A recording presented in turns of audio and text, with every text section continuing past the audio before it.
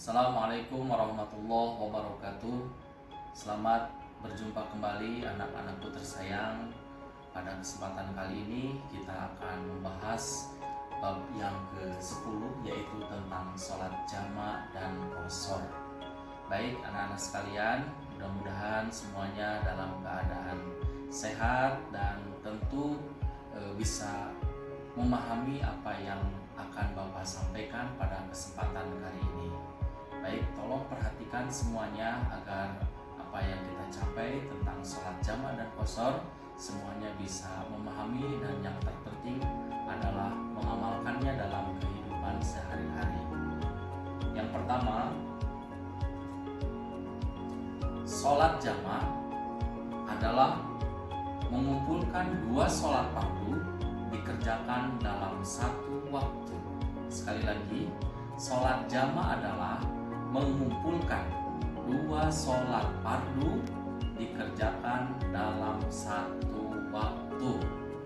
Selanjutnya, sholat yang boleh dijamak, pertama, jangan jauh kemana-mana bahwa sholat yang dijamak itu adalah sholat yang ada di dalam sholat fardu. Sholat sehari semalam umat Islam diwajibkan adalah 5 waktu. Dan sholat yang boleh dijamak itu ada 4.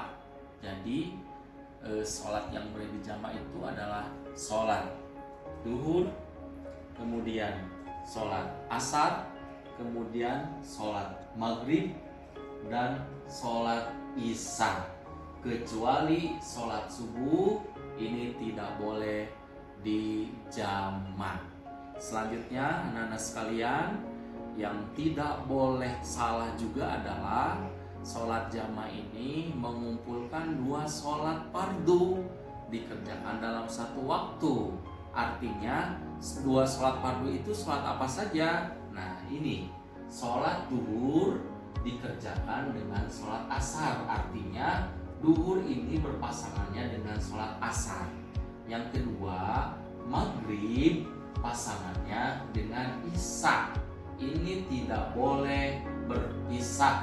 Artinya duhur pasti dengan asar, maghrib dengan isya. Tidak boleh duhur atau asar dengan maghrib, ya, atau isya dengan subuh. Jadi ini adalah satu kesatuan sholat jamak yang tidak boleh dipisahkan. Jadi duhur pasangannya dengan asar, dengan isya, dan si subuh adalah single selamanya, tidak punya pasangan. Baik, selanjutnya pembagian sholat jamak. Sholat jamak ini terbagi menjadi dua. Yang pertama, sholat jamak takdim. Yang kedua adalah sholat jamak takhir. Sholat jamak takdim adalah mengumpulkan dua sholat fardu dikerjakan dalam satu waktu, dikerjakan pada waktu yang pertama. Contohnya adalah duhur dengan asar, maka dikerjakan pada waktu sholat duhur, karena duhur dengan asar waktu yang pertama adalah duhur. Selanjutnya, maghrib dengan isya dikerjakan pada waktu maghrib. Selanjutnya yang kedua, sholat jamak itu adalah sholat jamak takhir. Sholat jamak takhir adalah mengumpulkan dua sholat fardu dikerjakan dalam satu waktu di waktu yang kedua atau waktu yang terakhir. Contohnya adalah sholat maghrib dengan isya. Maghrib dengan isya dikerjakan pada waktu sholat isya. Selanjutnya adalah sholat duhur dengan asar dikerjakan pada waktu sholat asar. Bagaimana anak-anakku sekalian? Paham sampai sini? Jamak ada dua, takdim dan takhir.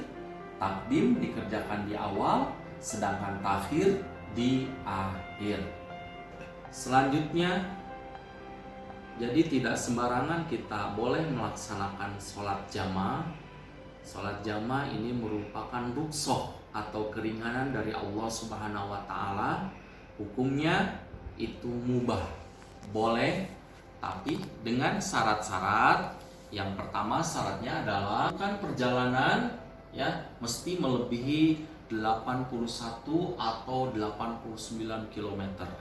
Jadi kalau kita melakukan perjalanan hanya dekat saja, ini tidak boleh untuk melaksanakan sholat jamaah. Kemudian yang kedua, perjalanannya itu adalah memiliki tujuan yang baik. Ya, tidak. Ini adalah ketentuan bolehnya melaksanakan sholat jamaah. Jadi ketika kita mau perjalanan jauh, misal dari Jawa Barat menuju Jawa Timur, nah itu kan berkilo-kilometer, maka baru boleh melaksanakan sholat jamaah. Prakteknya, misal kita berangkat dari Kerawang, tujuan kita akan ke Bali. Ketika kita melakukan perjalanan dari Kerawang, jam 6 pagi kita berangkat, kemudian kita istirahat di Semarang jam 12, maka boleh kita melaksanakan sholat jamaah.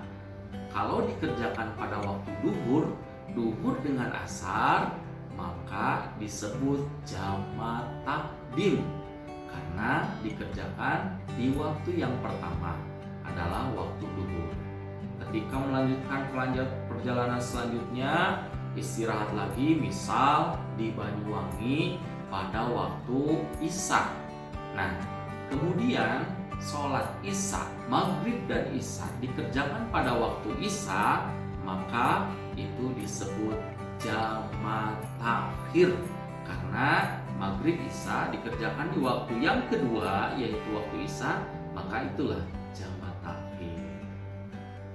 Anak-anak sekalian, mudah-mudahan betul-betul bisa dipahami. Bapak sangat pelan sekali menerangkannya. Selanjutnya yaitu tata cara pelaksanaan sholat jamaah. Sholat jamaah pada dasarnya sama pelaksanaannya seperti sholat-sholat fardu yang lain. Nah, hanya prakteknya saja. Kalau seperti sholat biasa itu kita hanya melaksanakan misal sholat duhur saja. Nah, kalau jamaah itu melaksanakan sholat duhur dengan asar. Ya, prakteknya adalah diawali dengan niat sholat jamaah, takbiratul ihram, kemudian sholat duhur sebanyak 4 rakaat.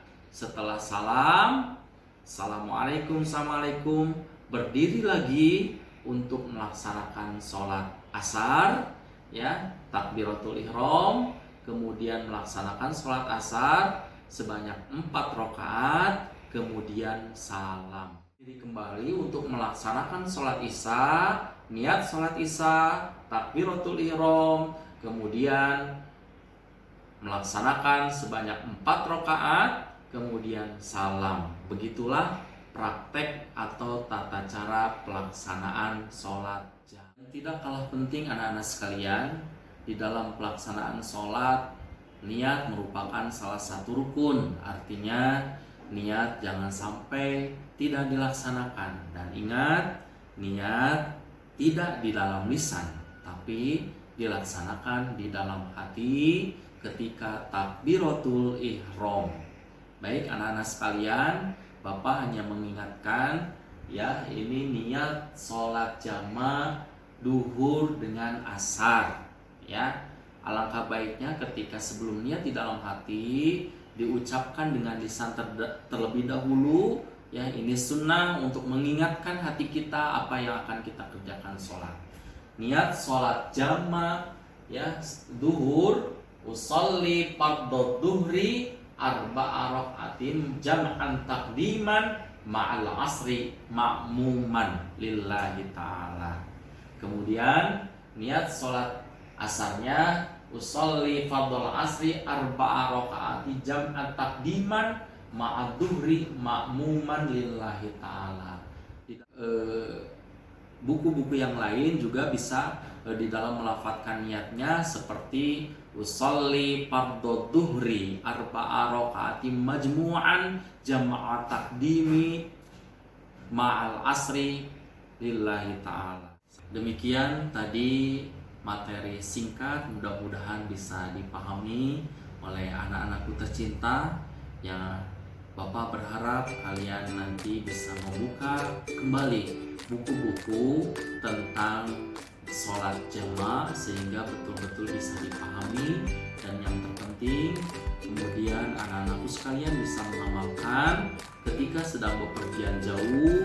Jangan sampai meninggal sholat, karena sholat hukumnya wajib. Allah memberikan keringanan kepada kita, yaitu dengan bisa melaksanakan sholat jamaah. Berikutnya nanti kita akan membahas tentang sholat qashar. Sholat qashar digabungkan dengan jamaah maka menjadi sholat jamaah qashar. Mudah-mudahan bisa manfaat buat kita semua. Mohon maaf apabila ada kesalahan. Assalamualaikum warahmatullahi wabarakatuh.